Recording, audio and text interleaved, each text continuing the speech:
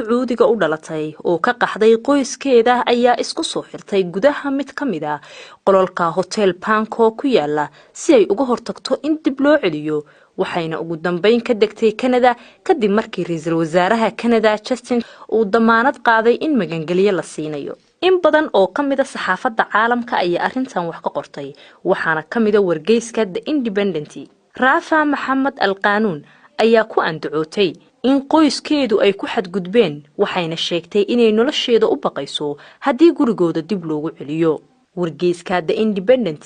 ayaa qoray in gabadhan dhalinyarada ah ay soo gelisay Twitterka fiideo iyada oo saaran diyaaradda ka keentay Bangkok oo ku dagaysa garoonka waxayna soo raacisay fiideoga qoraal ay leedahay anigu waxaan joogaa Canada qof walbo Rafa waxaa Canada ku soo dhaweysay wasiirka arrimaha dibadda ee dalkaasi Chrystia Freeland oo ugu yeertay inay tahay Canadian cusub oo aad geesiyadu ah waxayna intaa ku dartay inay ka timid safar dheer oo daale sida darteedna wixii su'aalo ah dib loo dhigo wargeyska oo qoraalkiisa sheekadan sii wada waxa uu sheegay in gabadhan dhalinyarada ah ay ka qaxday reerkeeda xilli ay booqanayeen Kuwait kadibna ay u duushay Bangkok iyadoo isku soo xirtay hotel airportka ku yaala iyadoo ka cararaysa in dib loo cisho arrintani wax ay aad u soo jiidatay caalamka waxayna sii xoojisay ololaha magangeliyo doonka ahaa ee baraha bulshada kadib markii saraakiisha socdaalka ee Thailand ay isku dayeen inay dib ugu celiyaan bariga dhexe ra'iisul wasaaraha Canada Justin ayaa damaanad qaaday magangeliyo siinta Rafa isagoo sheegay inay tahay arrin ay ku faraxsan yihiin Canadana uu yahay wadan fahansan muhiimadda in loo istaago xuquuqda aadanaha iyo xuquuqda dumarka adduunka oo dhan waxaana cadeynayaa buu yiri inaan aqbalay codsigii UN-ka ee magangeliyada loogu raadinayay Rafa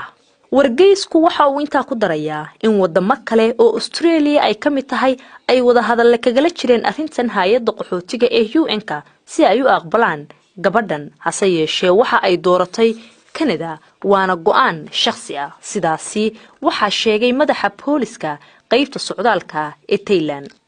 UNHCR ayaa soo dhaweysay go'aanka Canada ay magangeliyada ku siisay gabadhan 18 jirka ee Sacuudiga u dhalatay warbixinta wargeyska The Independent ayaa sidaas lagu sheegay Master Hakban oo ah madaxa booliska socdaalka ee Thailand ayaa sheegay in aabaha dhalay gabadhan dhalinyarada ah uu beeniyay in waxa guduba loo geystay ama lagu khasbay guur arrimahaasna waxa ay ka mid ahaayeen sababaha ay sheegtay inay gurigooda iyo qoyskooda uga baxsatay warbixinta sheekada gabadhan la xiriirtay ee wargeyska The Independent uu qoray waxa uu ku soo gabagabeynayaa in arrinta gabadhani ay soo ifbaxayso xilli Sacuudiga uu wajahayo baaritaan iyo ukurgelid xoogan oo ka dhan ah dilkii wariye Jamal Khashoggi oo lagu dilay gudaha qunsuliyadda Sacuudiga uu ku leeyahay Istanbul iyo dagaalka ka socda Yemen go'aanka Canada ee ay magangeliyada ku siiyeen Rafa waxa uu sii xumaynayaa xiriirka kala dhaxeeya Sacuudiga sidaas ayaa lagu yiri qoraalka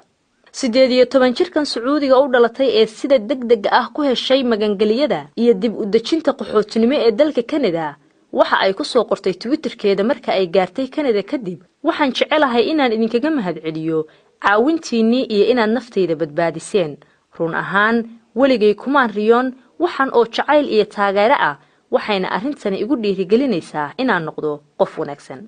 xubintii wargeysyada barnaamijka xogta maanta oo aanu ku soo qaadanay wargeyska The Independent